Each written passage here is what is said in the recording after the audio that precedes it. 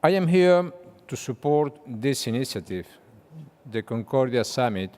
I am sure this initiative will contribute to create a more prosperous and secure future. Youth unemployment is a global problem and not specifically related to the economic cycle. As Prime Minister of Spain between 1996 until 2004, I had to cope with a 24% rate of unemployment inherited for my predecessors in government. A difficult task, bearing in mind that no net jobs had been created in Spain in the previous 20 years. In 8 years, from 1996 until 2004, more than 5 million new jobs were created, halving the unemployment rate. My experience of this point is very clear.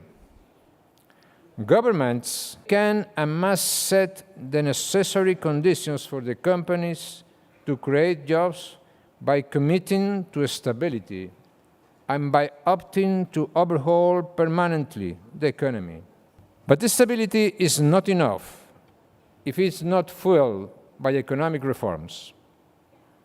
Reforms for promoting competition, for opening the economy to external markets, for eliminating barriers for capitals to flow to innovation, for setting education system oriented to globalization and to the real and ever-changing needs of private companies.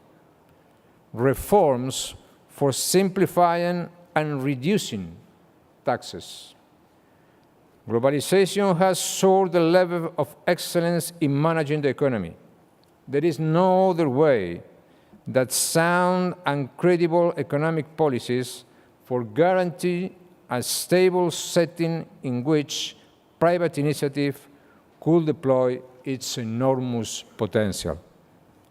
Europe seems to be very worried about youth unemployment, but the reality is that the European Union is facing rising financial costs, rising energy costs, rising labor costs, and rising bureaucratic and administrative costs.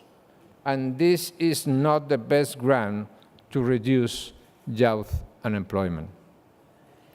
Europe needs a reaction based on take advantage of the potential of the Union, a reaction based, in my view, on three main pillars. A real banking union capable for harmonizing and reducing the financial costs in all member states to guarantee the survival of the euro in the future.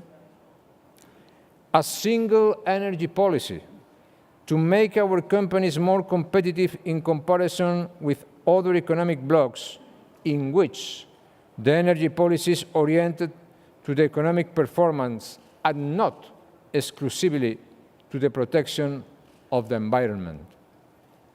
Third, a deep single market for competition and private initiative to lead the economic growth and the job creation. The most powerful weapon to widen our productive capacity and to reduce severely youth unemployment at both sides of the Atlantic is the TTIP, is the cheapest growth package European Union and the United States can carry out for the next decades. It involves the completion of the biggest free market of the world, 800 million of high-income consumers, 50% of the total world trade. Social welfare gains will be achieved in both sides of the Atlantic. Real income per capita will end up almost 5% higher on average.